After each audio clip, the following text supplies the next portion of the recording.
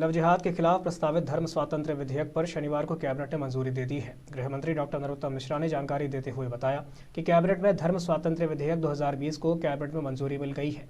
इसके पारित होते ही 1968 वाला विधेयक खत्म हो जाएगा। इस विधेयक में 19 प्रावधान हैं।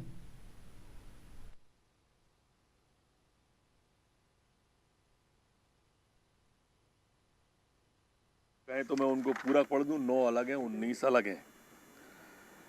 जैसे कि प्रस्तावित अधिनियम में किसी व्यक्ति को एक धर्म से दूसरे धर्म में संपरिवर्तन करने में प्रलोभन, धमकी, बल प्रयोग, विवाह, असम्यक, असर, प्रतिणन, अन्य कपटपूर्ण साधन से प्रत्यक्ष अथवा अन्यथा धर्म संपरिवर्तित करने का प्रयास निषेध किया गया है। कोई भी व्यक्ति के द्वारा उपरोक्त प्रकार के धन संपरिवर्तन किए जाने का दुष्प्रेषण अथवा षड्यंत्र करने का निषेध इसमें किया गया है।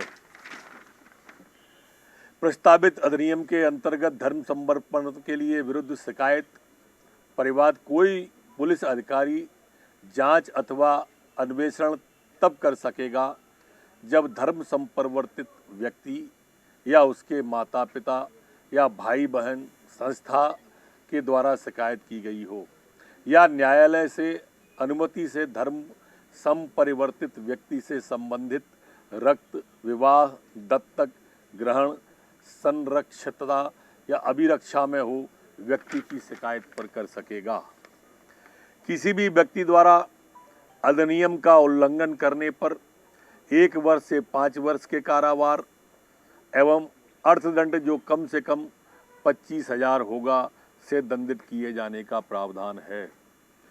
नाबालिग, महिला, अनुसूचित जाति, अनुसूचित जनजाति के व्यक्ति के साथ अधिनियम के उल्लंघन किए जाने पर 2 वर्ष से 10 वर्ष के कारावास एवं अर्थदंड जो कम से कम 50,000 होगा का प्रावधान है।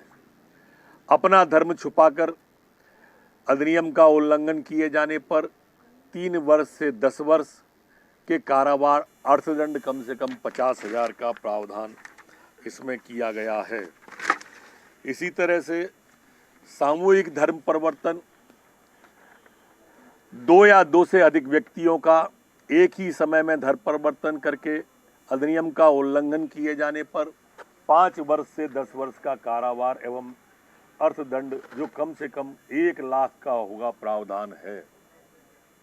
एक से अधिक बार अधिनियम के प्रावधानों के विपरीत किए गए अपराध की स्थिति में कम से कम 5 वर्ष तथा अधिकतम 10 वर्ष का कारावास का प्रावधान है।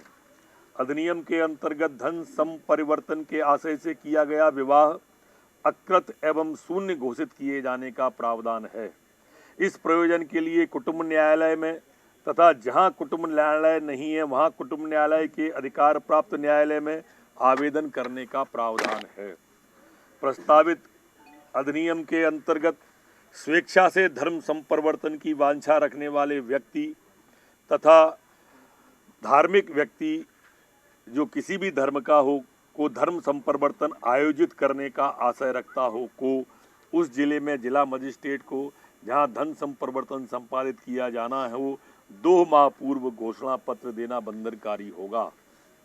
धार्मिक व्यक्ति किसी भी धर्म से हो को धन संपरिवर्तन का आयोजन करता है, अधिनियम के तहत सूचना नहीं देने पर 3 से 5 वर्ष तक के कारावार तथा 50,000 तक के जुर्माने का इसमें प्रावधान किया गया है।